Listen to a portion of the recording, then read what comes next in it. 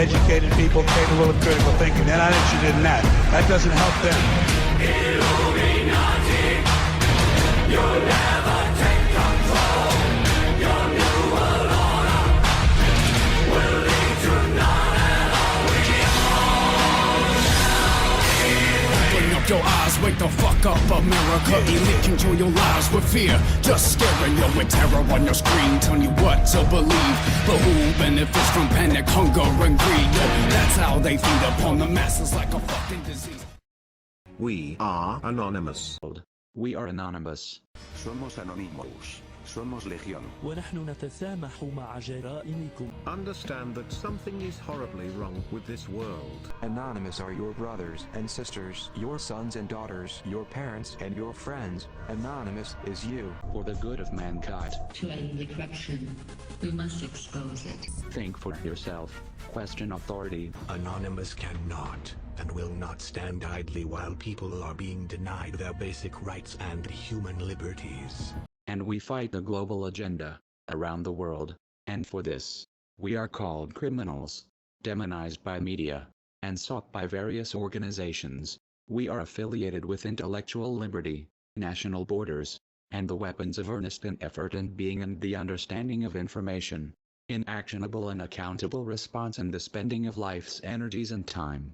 We do not fight these battles for names, nor do we fight them for the thrill of participation. We fight because the media, the police, and the entire organized structure that is meant to protect, defend, and secure our liberties has betrayed all of humanity for power, money, and influential partners, backers, and friends.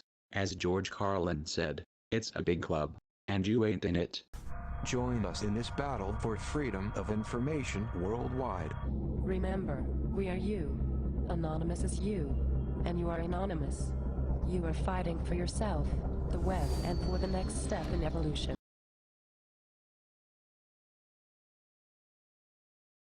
Thank you very much, Richard, and I am delighted to be here in these new headquarters. I have been often to, I guess, the mothership in New York City, but it's good to have an outpost of the council right here down the street from the State Department. We get a lot of advice from the council, so this will mean I won't have as far to go to be told what we should be doing.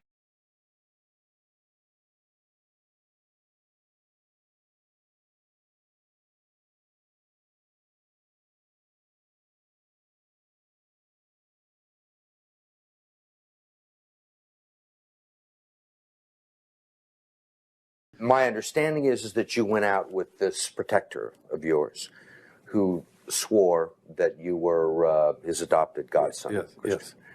Went out, in fact, and helped in the confiscation of property from the Jews. That's right. Yes. I mean, that sounds like an experience that would send lots of people to the psychiatric couch for many, many years. Was it difficult? Not at all. Not at all. I am basically there to make money. I cannot and do not look at the social consequences of what I do. Now, U.S. military aircraft have dropped ammunition in areas held by ISIL terror group in Iraq. Now, according to volunteer forces who are fighting the terrorists, American helicopters dropped boxes of weapons in Yathrib and Balad districts in the Salahuddin province. We now hear that President Obama will ask Congress for $5.3 billion to equip and train Iraqi soldiers and quote-unquote moderate Syrian rebels to fight the Islamic State militants. Reports say the U.S. military has airdropped weapons for the ISIL on several occasions. Last month, I ordered our military to take targeted action against ISIL to stop its advances. Do you know that he made the Air Force drop leaflets telling the ISIS truck drivers to get out, that bombs were going to fall?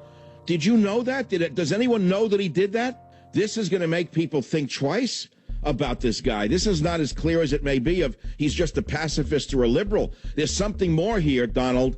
And it's been more than a year now. ISIS's capabilities seem to be expanding.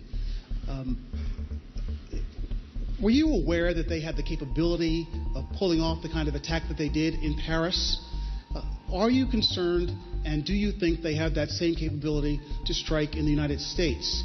U.S. counterterrorism officials asking, why are ISIS fighters driving so many similar trucks, and where are they getting them from? How do we know that the arms that are going to the Syrian rebels are not going to get into the hands of ISIS?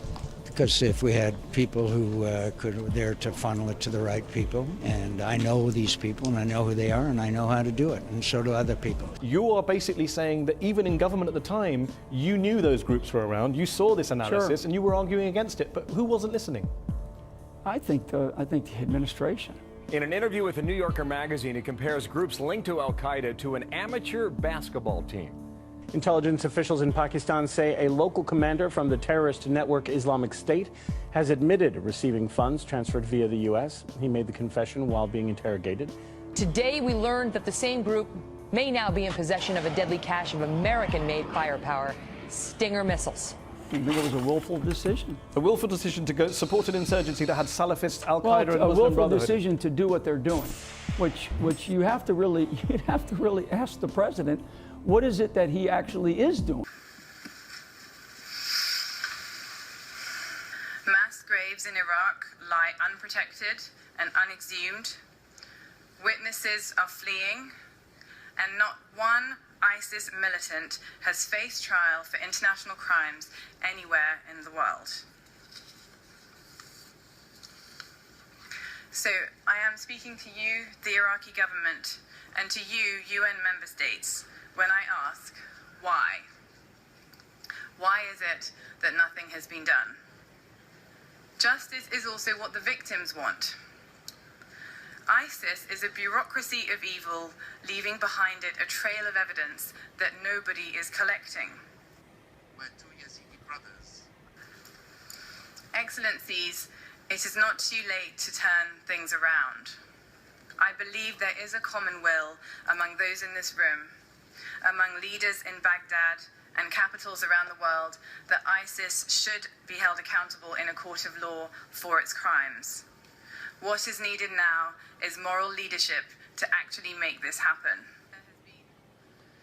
Don't let this be another Rwanda, where you regret doing too little, too late. Don't let ISIS get away with genocide. Thank you. So with the additional steps I ordered last month, we're speeding up training of ISIL forces, including volunteers from Sunni tribes in Anbar province. Assalamu alaikum. We are no longer a Christian nation. We do not consider ourselves a Christian nation. Which passages of Scripture should guide our public policy? Should we go with Leviticus, which suggests slavery is okay, that eating shellfish is an abomination? Or we could go with Deuteronomy, which suggests stoning your child if he strays from the faith?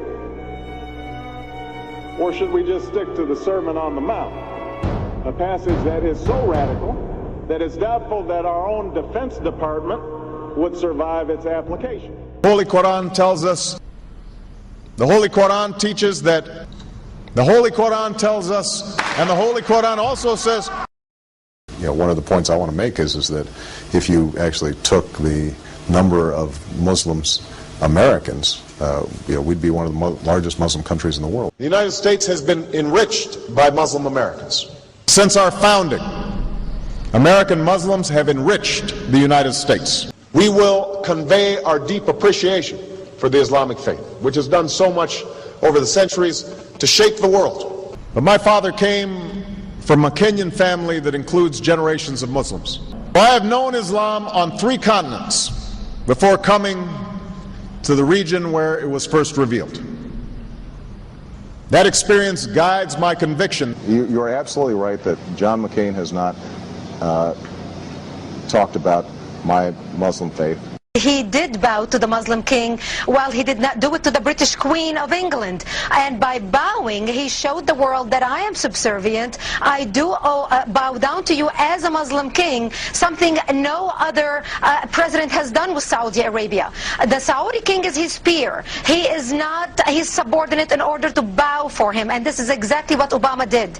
Usually it is out of respect that someone would nod his head when bowing to royalty, and the ladies will give curtsy. But Obama went beyond what is required as a head of state and bowed to the Saudi king, and that's unacceptable. It sent the wrong symbol. When you say it sends the wrong signal, what signal do you think it sends?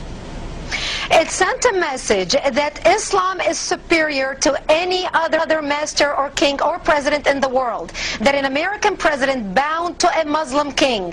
It also sent a message that terrorism and jihadism is giving Islam the respect it should have on the world stage, to the point that it made an American president, for the first time in history, bow to a Muslim king. I also know civilization's debt to Islam. It was Islam that carried the light of learning through so many centuries, paving the way for Europe's Renaissance and Enlightenment, that developed the order of algebra, our magnetic compass and tools of navigation, our mastery of pens and printing, our understanding of how disease spreads and how it can be healed. Islamic culture has given us majestic arches and soaring spires, timeless poetry and cherished music, elegant calligraphy, and places of peaceful contemplation. I would like to speak directly to the people and leaders of the Islamic Republic of Iran. Your great and celebrated culture. Over many centuries, your art, your music, literature, and innovation have made the world a better and more beautiful place. So with the additional steps I ordered last month, we're speeding up training of ISIL forces, including volunteers from Sunni tribes. What he's doing is he has his legacy, by his own determination, is to build up Iran and introduce it into the community of nations when it is worse than Nazi Germany, because Hitler hid the final solution. He didn't shout it from the rooftops. Wait a minute, you're accusing, Probably, maybe from the beginning, there has never been a greater enemy to Israel than Barack Obama. It's incredible the way he treats them, the way he's speaking to them. I think he treats our known enemies much better. How are you supporting this man? He's the worst thing that has ever happened to Israel. Now, what's going to happen is, the way it's going, Iran will have a nuclear weapon. As soon as that happens, and it's very close, as soon as that happens, it's a whole new ballgame. Mike Huckabee is standing by his controversial comments, effectively equating Barack Obama to Adolf Hitler. Quote, marching Israelis to the door of the oven. Under the Obama nuclear deal, over $100 billion will flow to Iran. Iran is the world's leading state sponsor of terrorism, so much of that money will end up in the hands of Hamas and Hezbollah and the Houthis and other radical Islamic terrorists. And if this deal goes through, the Obama administration will become quite literally the world's leading financier of radical Islamic terrorism. Now, President Obama didn't dispute that. He didn't point to any other entity on earth that would send more money to radical Islamic terrorism. He didn't dispute that billions of dollars in the control of the American government will be used to fund jihadists who will take that money and murder Americans, murder Israelis, murder Europeans. If Franklin Roosevelt delivered a nuclear weapon to Hitler and $150 billion in ballistic missiles to carry on terrorist attacks against America and the West, what would you call Roosevelt? Obama, you have to say this man is a Jew hater. He doesn't really care if Israel is absolutely wiped off the face of the earth. I don't care what he says. I don't care how much Iron Dome he delivers. Who think I'm planning to unleash some secret agenda. You're absolutely right. President Obama stabbing Israel in the back on his way out of office. I'm Eric Bolling in for Sean tonight. Former U.S. Ambassador to the UN, John Bolton, is fired up and will be here in just a moment with reaction. But first, in what many are calling the ultimate betrayal in America's alliance with Israel, the Obama administration earlier today allowed the United Nations to pass a resolution condemning Israeli settlements in East Jerusalem and the West Bank as, quote, a flagrant violation of international law. Israeli Prime Minister Benjamin Netanyahu is reacting by saying, quote, Israel rejects the shameful anti-Israel resolution at the UN and will not abide by its terms. Netanyahu adding, quote, the Obama administration not only failed to protect Israel against this gang up at the UN, it colluded with it behind the scenes. And President-elect Donald Trump is responding by tweeting this, quote, As to the UN, things will be different after January 20th. Here now with reaction is former U.S. Ambassador to the UN and Fox News contributor John Bolton. Thank you, Ambassador Bolton. Wow, big day at the UN. So tell us, do you think that the UN Security Council colluded with the Obama administration to bring this vote today? Well, I think certainly the sponsors of the resolution, the Egyptians, some of the others, some of the 5 permanent members of the council, including Great Britain, obviously had to consult with the Obama administration to tell them what was in the resolution so that it was sufficient for Obama to order an abstention. The United States could have killed this resolution by voting no. It did vote no on a very similar resolution in 2011. But this was, and you said it exactly right at the top of the show, this was a stab in the back against the Israelis. It was entirely predictable. I would say this for people in the pro-Israel community in the United States who defended Obama's Middle East policy over these last 8 years, that you should have seen this coming, and this is what you get for supporting Barack Obama. Yeah, and this is a shot, I guess, it's at Israel, but also President Obama had a pretty contentious relationship with Benjamin Netanyahu. Well, I think it goes beyond the personal. I really think this was an effort to box the incoming Trump administration in, and it violates nearly 50 years of American bipartisan policy on the Middle East, going back to the iconic Resolution 242 after the 1967 war, which established the principle of land for peace. This resolution says basically Israel's occupation is illegitimate, therefore it has no land to give back in exchange for peace. Contrary to what the Obama administration has said, this puts a huge thumb on the scale against Israel. It does go to final status. It does affect Israel's security. It undermines it in profound ways. The consequences of this resolution are going to be felt for many, many years, all negative on Israel and substantially negative on the United States itself. And let's be clear, there was quite a bit of bipartisan pushback to the U.S. abstaining from this veto. In other words, they could have vetoed it, they could have killed the resolution. They didn't. And when you think of on the right, Paul Ryan, John McCain, the list goes on. Even on the left, Chuck Schumer said the United States should have vetoed this resolution.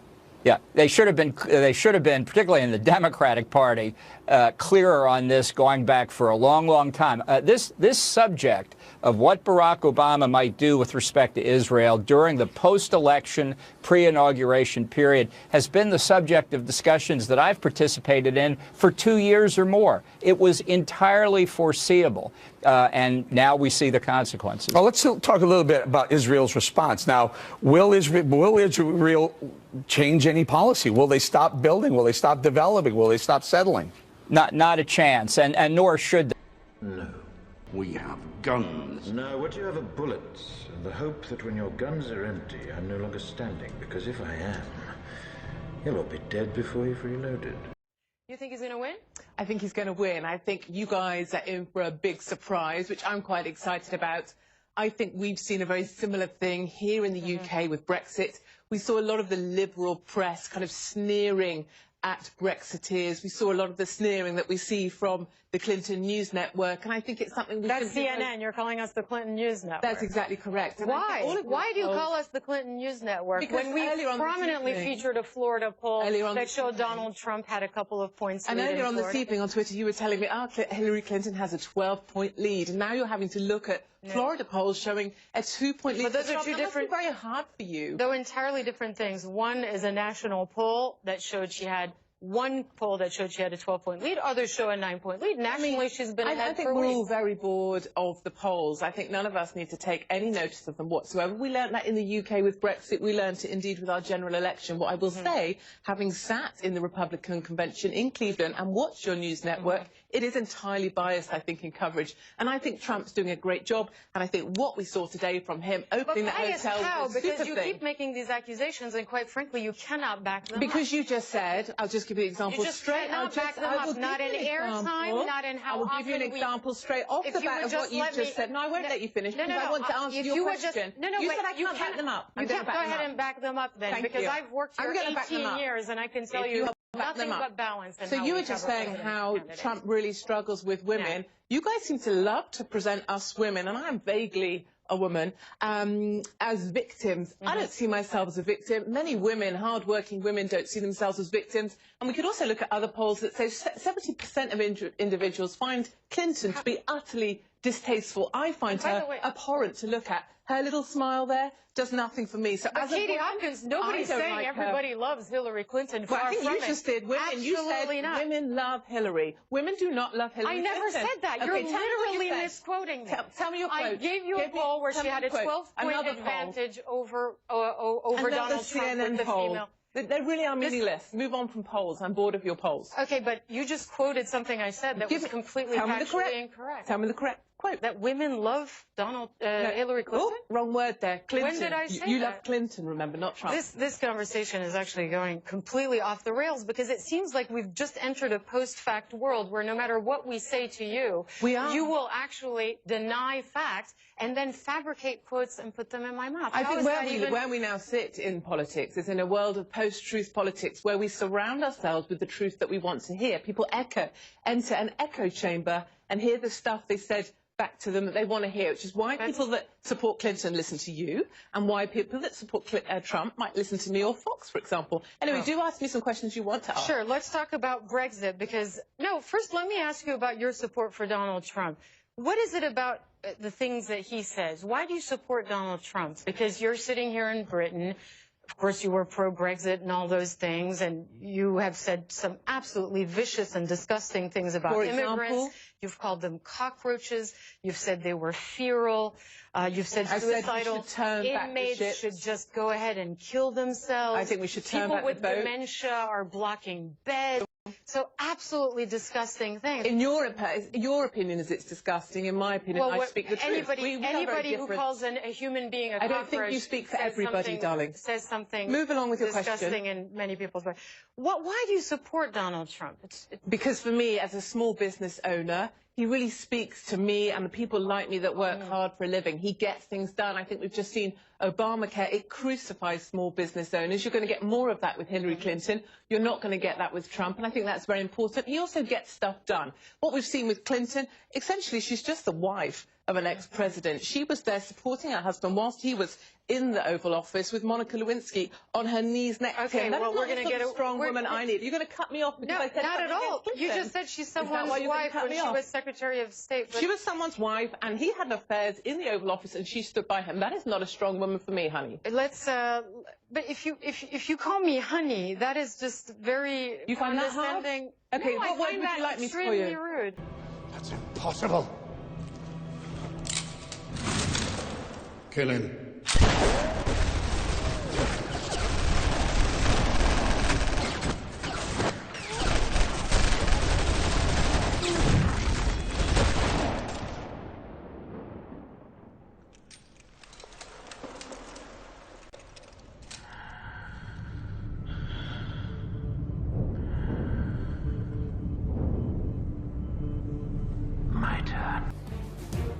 I am going to keep radical Islamic terrorists the hell out of our country.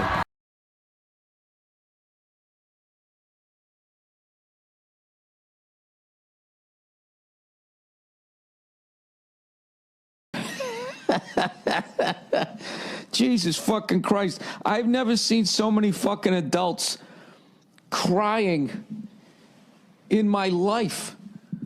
What is with all the fucking crying? I get it. Your person didn't win, but Jesus Christ.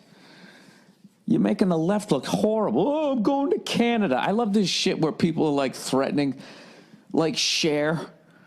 Cher goes, if Trump wins, I'm going to go to Canada. It's like, who gives a fuck?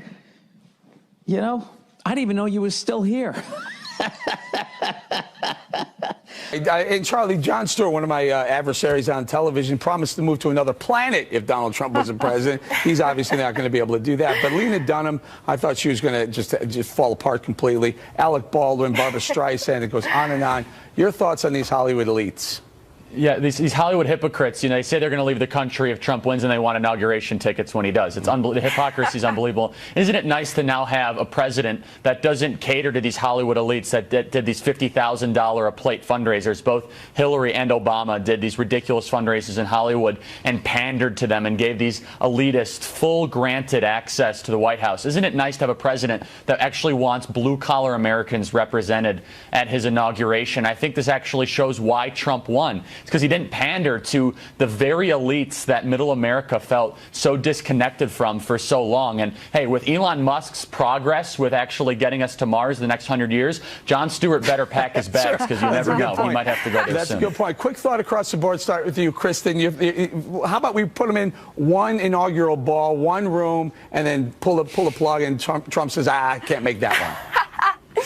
I love it. You know, these celebrities, they are people, like this woman says, but they're deplorable people. So they don't deserve to go to the inauguration because they didn't get Trump into the White House. I think if you do the inaugural ball, they're going to need like boxes of Kleenex tissues, because they're going to be crying their whole way through this inauguration. Look, at the end, I think we need to be, as a nation, we need to move forward. We need to come together. I think that the Hollywood celebrities have just shown once again that they're not interested in what is everyday America, in connecting with these communities, and they are disconnected from reality. Wrap it up for me, Charlie. What?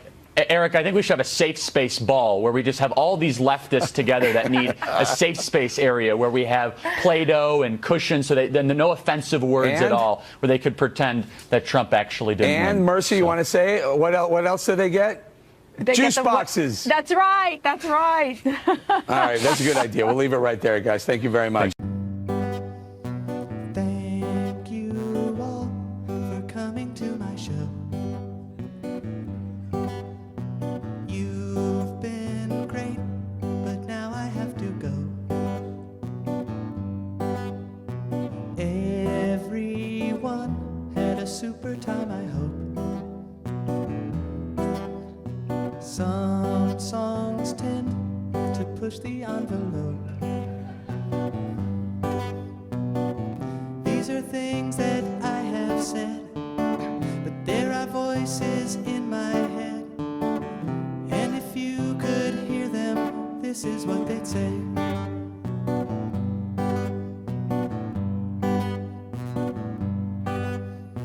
Thank you all for coming to my show. Oh, it hurts, you bastards didn't laugh at my new Nazi song, and you've been great, but now I have to go and ask that girl in front to come backstage and show her thong. And everyone had a super time. I hope the guy who heckled me gets hit by a big bus, that fucker. Some songs tend to push the envelope. Open up your eyes, your wife and girlfriend both showed up, you sucker.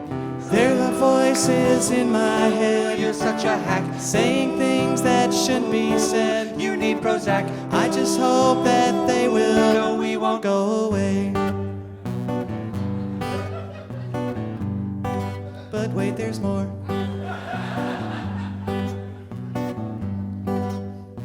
Thank you all for coming to my show. God, I hope there's cocaine left back. You've been sign great, up for this. Now I have to go. God, I hope there's cocaine left back. You've all had on the a shelf. super time. I really, really hope there's cocaine left back. I should just kill myself. Push the envelope. He is right, you should kill yourself.